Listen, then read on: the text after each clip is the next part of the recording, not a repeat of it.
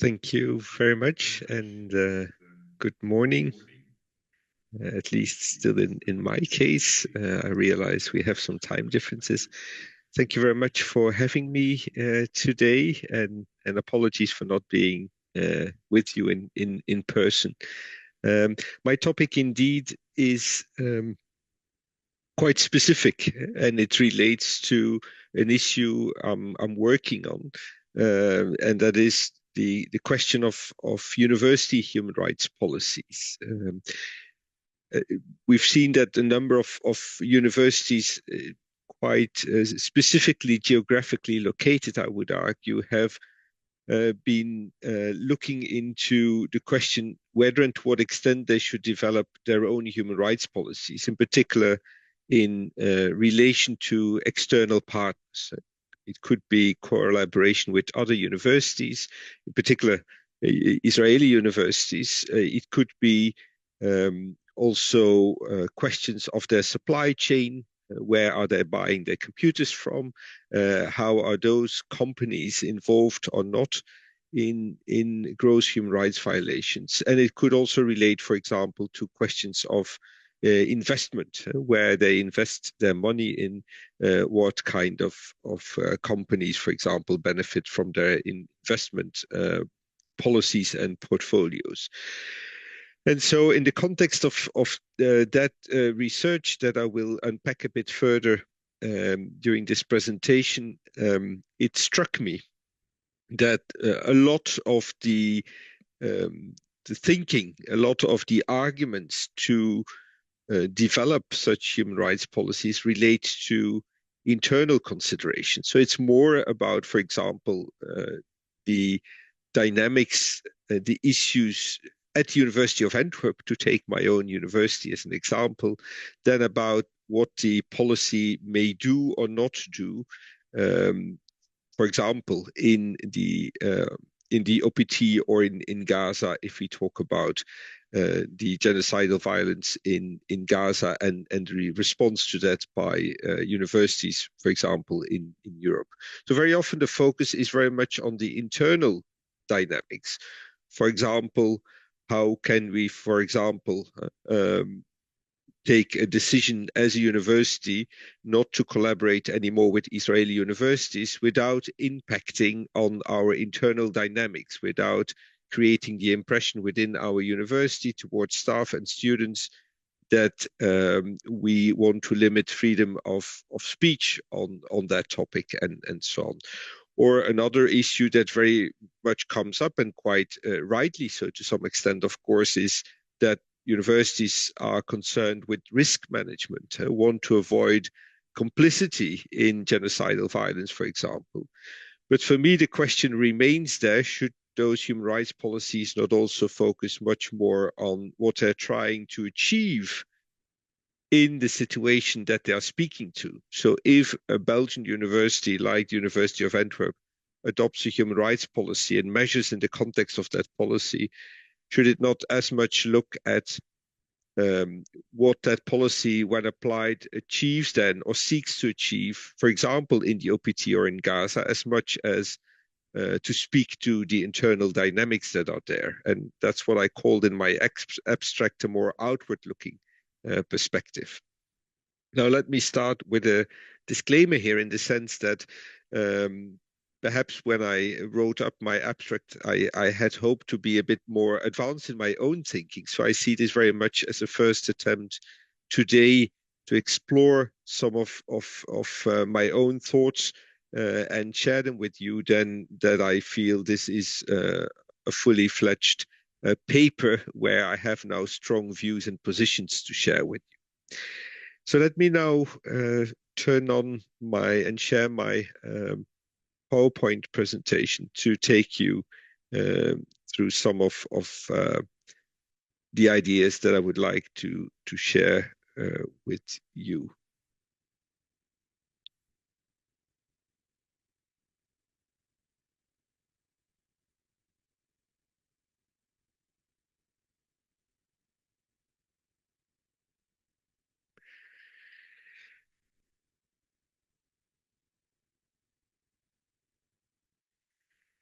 Okay, so perhaps first to give you a picture of what I refer to as the inward-looking perspective, and so the debate on university human rights policies uh, as it takes place within universities, in particular in Europe, a little bit also in Southern Africa and beyond.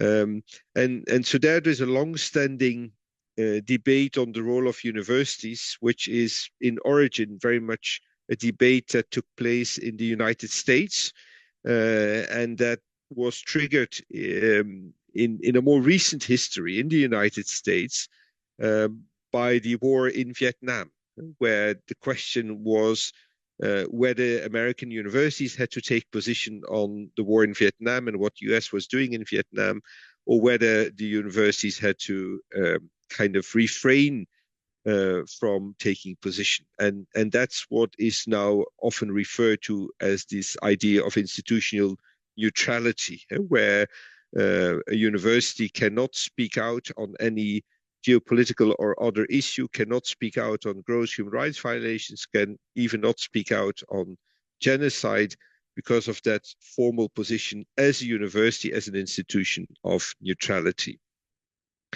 And what we see is that there is quite some, I would argue, quite some pushback against that view, not uh, across the world, but at least it's visible in parts of the world and in parts of Europe. And there the language is much more about institutional responsibility, so that there is certainly a moral responsibility for universities, for example, to uh, take up responsibility and to speak out on issues that happen in the world, certainly speak out on gross human rights violations and genocide, and also, in addition, not only speak out on them, but also then take measures that very often include then the suspension or termination of collaboration, for example, with those involved in, for example, genocide.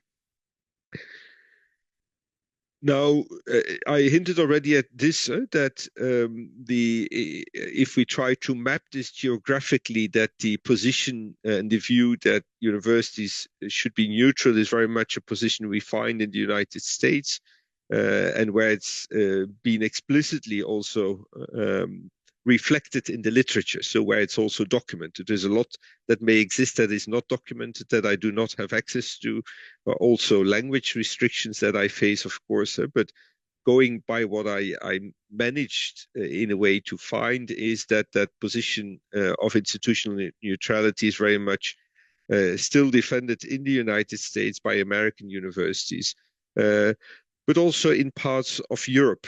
For different reasons, we see it to a large extent in the United Kingdom. We see it in some Scandinavian countries, in particular Sweden. Um, but there, for example, the argument is a very different one. Their argument is we are part of the state of Sweden, and since the state of Sweden has a certain foreign policy and a certain take on it, we as academic institutions cannot deviate from that official position. So that's a very different reason why they invoke this notion of institutional neutrality. Now, we have, on the other hand, clearly also a number of countries and a growing number of countries where universities have accepted and claimed that they have an institutional responsibility. And so, as universities, also need to respond to gross human rights violations, to acts of genocide and the like. For some of them, the policies were there and the acknowledgement of an institutional responsibility was there before the 7th of October 2023 events. For others, it is very much an institutional responsibility that is now accepted and carved out in light, in particular, of the genocidal violence in Gaza. So there is, for many of them, not a long history, one could say, of accepting that institutional responsibility. But those who have been more active on it are in particular universities in Belgium, and in particular in the Dutch-speaking part, the northern part of Belgium, but also, for example, in Ireland, where already in 2013 the National University of Ireland um, adopted a strong human rights policy, which was very much looking at the Irish universities' responsibility towards, for example, gross human rights violations.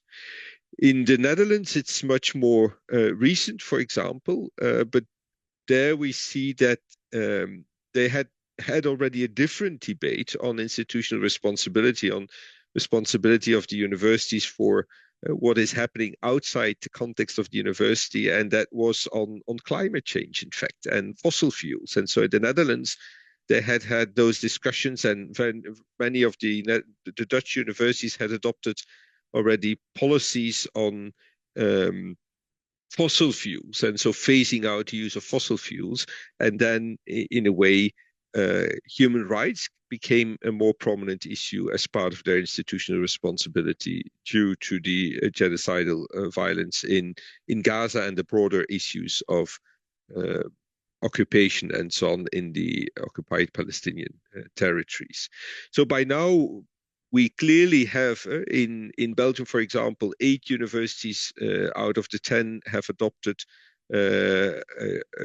that institution, accepted that institutional responsibility and adopted human rights policies. In the Netherlands, it's about the same number. So many of the Dutch universities have adopted a policy. In Finland, the University of Helsinki has been more outspoken, and so on. In Italy, they are very much trying to work with general references to human dignity, but also to research integrity, even in their charters, to now develop further human rights policies. And I think, as you can see, most of them are located in Europe, but in South Africa too, a number of universities have spoken out, in particular in the current context of the genocidal violence in Gaza, and accepted their institutional responsibility, and then also taken measures to address the issues, and in particular to look into a suspension or termination of their collaboration with Israeli universities that are heavily involved in the work of the IDF, and through that also in the genocidal violence. Now, it's good, I think, to go back to one of the reports that is often quoted, but I think rarely read, that was produced by an American university rather, back in the 1960s, in the context of the Vietnam War and the US's strong involvement there. And so where the question had been asked to a committee chaired by Calvin, and so that's why it is referred to as the Calvin Report, to advise the university management. It was the University of Chicago, if I'm not mistaken, to advise that management on whether or not to take position on the Vietnam War. And it's a very short report. The word report is even misleading, I think. It's a two-pager, basically. But what is interesting there is that in that report, which, as you will see in a minute, eventually then defends this idea of institutional neutrality, but that in that report, it is kind of very strongly accepted and argued that, and I quote here, that by design and by effect, the university is the institution which creates discontent with the existing social arrangements and proposes new ones. So, in a way, it is accepted in that report that the university has a strong emancipatory mission, that it is a mission that it has a mission to challenge existing social arrangements, and also come up with ideas how it should look like. And so in that sense, that there is a strong recognition of the role of the societal role of universities in that report. But then it goes on And that's why it is often then cited nowadays by all those universities who refuse to take any responsibility and to speak out on, for example, the genocidal violence in Gaza. And so it then goes on, the Calvin report, by saying, and I quote again, the university is the home and the sponsor of critics, but it is not itself the critic. And so that explains then why in that report it is argued that the university has a particular societal role to play, but not as an institution, but rather to create that space for its members. And that's the second quote that I share with you, and that is on the screen, that this neutrality as an institution has its complement in the fullest freedom for its faculty and students as individuals to participate in political action and social protest. It finds its complement too in the obligation of the university to provide a forum for the most searching and candid discussion of public issues. So the idea is that the university facilitates the creation of new thinking, facilitates political action, social protest for its faculty, for its students, but in itself has therefore to remain neutral, because any clear position of the university, the reasoning goes, would be possibly a restriction on that freedom of faculty and students to then themselves engage in political action and in social protest. And this has been echoed somewhat in French, where a French colleague who is working in the United States and has been working there for a long time coined that notion of la réserve institutionnelle. So where the argument is very similar, that universities should not take any position in political or international dynamics that are taking place, and that réserve institutionnelle was, for example, then strongly invoked by the University of Geneva in Switzerland to explain its initial position on the genocidal violence in Gaza.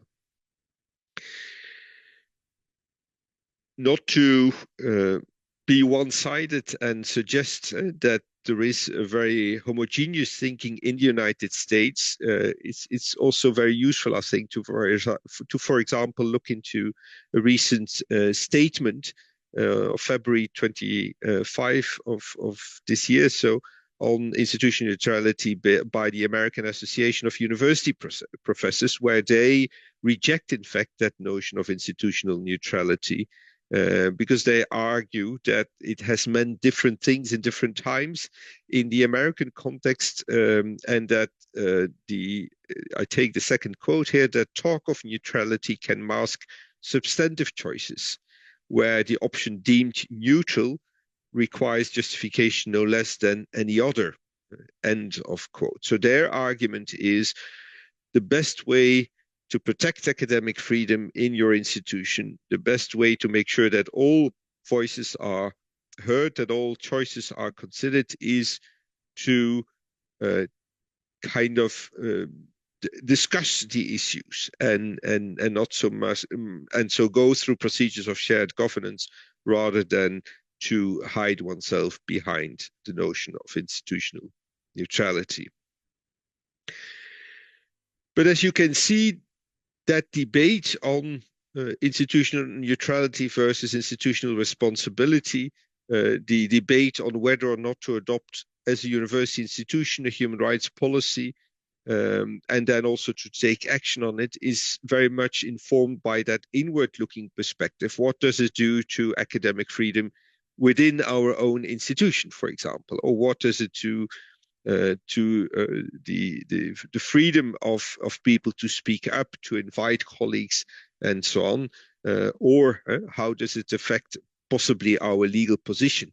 Those are very often the considerations, and so my kind of thinking now, and what I would like to develop further, is should we not also, and how can we bring in also a more outward looking perspective so that those human rights policies are really also designed to provide leverage for emancipation, for liberation in the contexts that they seek to speak to.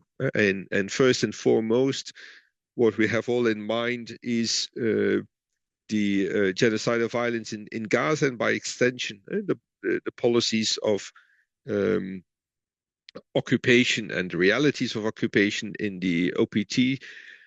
But what we see is that universities also look, for example, into whether or not they can collaborate with universities in Sudan, where a genocide, another genocide is yet taking place, but also in other countries where perhaps genocide is not taking place, but gross human rights violations are taking place. So in all those contexts, what and how should such a human rights policy look like to really provide more leverage also and support to emancipation and liberation in those specific contexts. And so there I have just some initial thinking or some initial questions that I think that needs further investigation. As I said, I'm more at the beginning of the process than at the end, so no strong views yet on what should happen. But one issue that comes back again and again is that human rights policies um, cannot be selective in a way by um, isolating, identifying gross human rights violations in some contexts and not in other contexts. And I think that's an important one, also from an outward-looking perspective, but also a very difficult one. Also given the fact that we may have much less information on gross human rights violations in some contexts than in others. I think a second element that is important is the extent to which the policy is also democratically developed within an institution. And although that may seem to, again, return to that inward-looking perspective of, for example, the University of Antwerp, I think it is only through the democratic process that one can also bring in all the relevant information that may be present to really understand the issues and make sure the policy speaks also to what is at stake in a particular context. And so that speaks also to my other point that although one cannot be selective each time, one has to try and be or to make and to turn the human rights policy then very contextualized, because the way one may provide leverage to internal debate and ongoing struggle in the context, in the specific context, may be different depending on the context. And so where a straightforward boycott of universities and companies may be very straightforward and provide that necessary leverage in some settings, it may be that it is counterproductive in other settings. So that's why I think it has to be then in its application very contextualized. And of course, it has to go for that empowering potential, for that leverage. But what that exactly means, I think, is another matter in the specific context of again, the OPTs. What we see is that, for example, there is a debate where some would argue that the empowering action that one can take through an institutional human rights policy is to support Palestinian universities and Palestinian colleagues, including by all kind of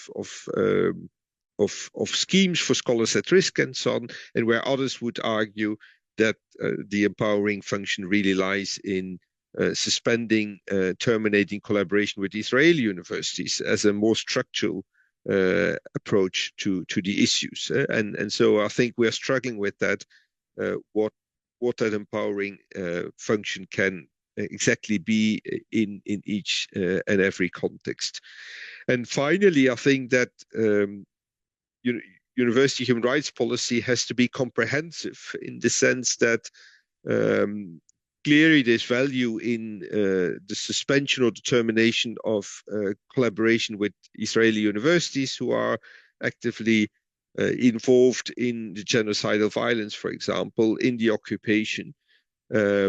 but that is probably not good enough. And what we see is that some universities have also looked into their supply chains and looked into either the companies they collaborate with or that are part of their supply chain, for example, ICT and other, and that in order to have that leverage really and have that strong function also to in a way flag the position of the university that it's important not only to talk about institutional collaboration with other universities, but also clearly with companies. And then, as I said from the beginning, investment policies may be another part of such a comprehensive policy.